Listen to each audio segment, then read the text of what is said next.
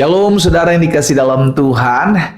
Bersyukur karena hari ini kita boleh sama-sama kembali akan merenungkan firman Tuhan. Karena kita percaya langit dan bumi akan berlalu, tetapi firman Allah tinggal tetap. Apa yang keluar dari mulut Allah tidak pernah kembali kepadanya dengan sia-sia, melainkan akan mengerjakan apa yang dia kehendaki dan berhasil dalam apa yang dia suruhkan. Karena itu dimanapun Bapak Ibu Saudara berada hari ini, kita akan sama-sama kembali merenungkan firman Tuhan sebagai dasar pondasi kehidupan kita. Ya, kita berdoa, kita datang sama Tuhan. Bapak terima kasih buat hari yang dahsyat, hari yang luar biasa. Kami ada di minggu yang baru. Semua karena pertolongan Tuhan, kami boleh lewati minggu yang lama, berjalan bersama dengan Tuhan, kekuatan dari Tuhan berikan atas kami. Sehingga kami cakap menanggung segala perkara, tatkala kami tetap tertanam dalam firman-Mu. Bersabdalah atas kami. Di dalam nama Tuhan Yesus Kristus kami berdoa. Haleluya. Amin. Amin. Saudara dikasih dalam Tuhan, Alkitab mencatat anak-anak Imam Harun, ya kan, ada 4 disebutkan dalam Alkitab, yaitu Nadab, Abihu, Eleazar, dan Itamar. Namun 2 di antaranya, saudara dikasih dalam Tuhan, itu Tuhan hukum. Ya, Tuhan hukum. Nah, kita lihat dulu Bilangan 3 ayat 3 dan ayat 4. Perhatikan. Itulah nama anak-anak Harun. Imam-imam yang diurapi. Jadi kita mesti garis bawahi, anak-anak Harun ini bukan orang-orang sembarangan. Mereka imam-imam yang diurapi, saudara. Mereka orang-orang yang menerima pengurapan dari Tuhan, yang telah ditahbiskan untuk memegang jabatan imam. Iya kan? Tapi perhatikan ayat 4. Tetapi Nadab dan Abihu sudah mati di hadapan Tuhan di padang gurun Sinai. Siapa yang mati? Nadab dan Abihu. Siapa mereka? Imam-imam yang diurapi. Ketika mereka mempersembahkan api yang asing ke hadapan Tuhan, mereka tidak mempunyai anak. Jadi ketika Harun, ayah mereka masih hidup, yang memegang jabatan imam ialah Eleazar dan Itamar. Anak-anak yang lain selain Nadab dan Abihu yang akhirnya menggantikan mereka berdua, saudara. Nah, apa yang kita dapati, apa yang kita pelajari? Saudara, Nadab dan Abihu ini bukan orang sembarangan. Mereka imam-imam yang dikhususkan oleh Tuhan. Bahkan Alkitab katakan mereka diurapi. Tetapi saudara dikasih dalam Tuhan, ada satu hal yang kita pelajari. Orang yang diurapi sekalipun kalau masih bermain-main dengan dosa, masih bermain-main dengan Tuhan, itu Tuhan sikat. Sama-sama bilang sama saya nggak boleh main-main dengan Tuhan. Kalau saudara dan saya ketika kita menerima Yesus sebagai Tuhan dan Juru Selamat, sudah menerima pengurapan yang berasal daripadanya, jangan lagi main-main dengan dosa. Jangan lagi bermain-main di 2 area, saudara. Area sorga dan area neraka. Jangan. Iya dong, kita sudah menerima pengurapan. Betul, kita masih tinggal di dunia. Dunia menawarkan kita berbagai macam hal untuk kita menyimpang dari jalan Tuhan. Namun ketahuilah, saudara sudah menerima pengurapan dari Tuhan.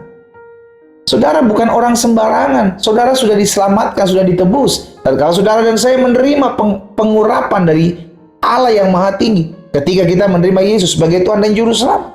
Makanya Alkitab jelas mencatat dalam Galatia 6 ayat 7. Jangan sesat. Allah tidak membiarkan dirinya dipermainkan. Sama-sama bilang sama saya, jangan main-main dengan Tuhan. Ya, kalau saudara dan saya sudah diselamatkan, sudah menerima anugerah Tuhan, hidup benar. Alkitab bilang begini, jangan menyimpang ke kanan dan ke kiri, maka engkau akan beruntung. Lempeng aja. Ya, lempeng aja, saudara dikasih dalam Tuhan. Jangan main-main. Wah, orang yang sudah diurapi, orang yang sudah dikhususkan, kan kita dikhususkan nih saudara. Dipisahkan, dikhususkan. Kenapa dipisahkan, dikhususkan? Untuk menjadi umat Tuhan. Kapan itu terjadi? Ketika kita mengambil keputusan untuk menerima Yesus sebagai Tuhan dan Juru Selamat. Maka jangan lagi bermain di area-area tempat di mana Tuhan gak suka kita ke sana. Dengan segala sikap perbuatan kita, karena hukumannya berat untuk orang-orang yang sudah tahu kebenaran tapi menyimpang dari kebenaran. Lain cerita kalau mereka tidak tahu kebenaran. Mereka tidak tahu, akhirnya mereka jatuh, mereka ditegur Tuhan.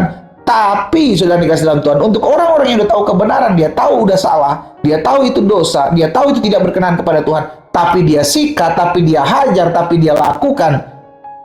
Wah, itu berbahaya, saudara. Itu berbahaya, itu berbahaya. Makanya hari ini saya mau ajak setiap kita yang sudah tahu kebenaran, kita yang sudah tahu firman, jangan bermain-main, saudara. Jangan bermain-main.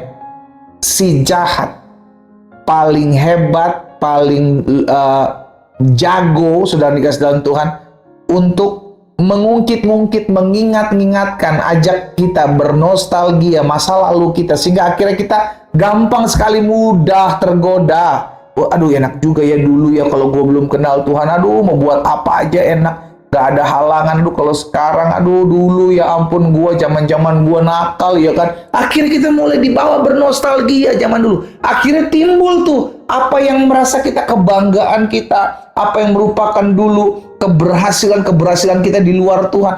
Itu akhirnya menarik. Nah, itu yang berbahaya, saudara.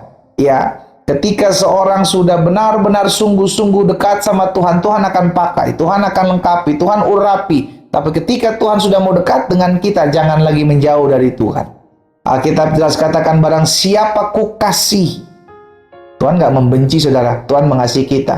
Karena Tuhan mengasihi kita, Tuhan nggak mau kita main-main. Maka dia ku tegur dan ku hajar. Awalnya ditegur, kalau ditegur masih keras kepala, Tuhan hajar. Ya, Tuhan hajar. Bukan karena Tuhan membenci kita, tapi karena Tuhan mengasihi kita. Namun jika hari ini kita sadar kita sudah ditegur oleh Tuhan, datang kembali sama Tuhan. Jangan sampai dihajar Tuhan. Tuhan menghajar kita, Tuhan menegur kita dengan tujuan supaya kita kembali kepada Tuhan. Kita belajar dari Nadab dan Abihu, saudara. Orang-orang yang bukan orang-orang sembarangan, bukan orang-orang yang jauh dari Tuhan.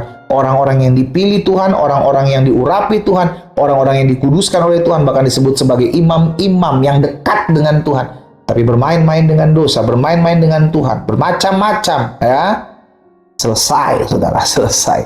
Jadikan ini sebuah pembelajaran buat kita. Kita berdoa, kita datang sama Tuhan. Bapa, dalam nama Tuhan Yesus, hari ini kami diingatkan akan peristiwa Nadab dan Abihu. Orang-orang yang dipilih Tuhan, orang-orang yang diurapi Tuhan, imam-imamnya Tuhan. Namun karena satu dan lain hal, mereka Tuhan hajar. Namun hari ini kami menjadikan ini sebagai sebuah pembelajaran. Tuhan, tolong kami agar kami memiliki hati yang takut akan Tuhan. Karena kami percaya ketika kami menerima pengurapan daripada-Mu, maka hidup kami adalah milik Tuhan, dan Tuhan mau kami sungguh-sungguh untuk ikut Tuhan. Hamba berdoa buat umat-Mu. Berikan keteguhan hati. Mereka yang mendengarkan firman-Mu, berikan keteguhan hati, kemantapan jiwa untuk kami tetap terus mengiring Tuhan sampai Tuhan memanggil kami pulang. Hamba berdoa ya Tuhan, kalau ada di antara mereka yang mendengarkan firman-Mu saat ini, namun hidup mereka masih main-main di area tempat di mana Tuhan gak suka mereka berada. Mereka masih bermain-main di area dosa. Hari ini hamba berdoa dalam nama Yesus. Tuhan ketuk hati mereka agar mereka kembali dalam jalan-jalan Tuhan. Satu persatu Tuhan jamah. Terima kasih Bapa yang baik. Hamba menyerahkan hidup umat-Mu satu persatu dalam tangan Tuhan. Yang sakit Allah jamah sembuhkan. Yang berbeban berat Allah beri kelegaan. Yang susah Tuhan hiburkan. Dalam nama Tuhan Yesus kami berdoa. Haleluya. Amin.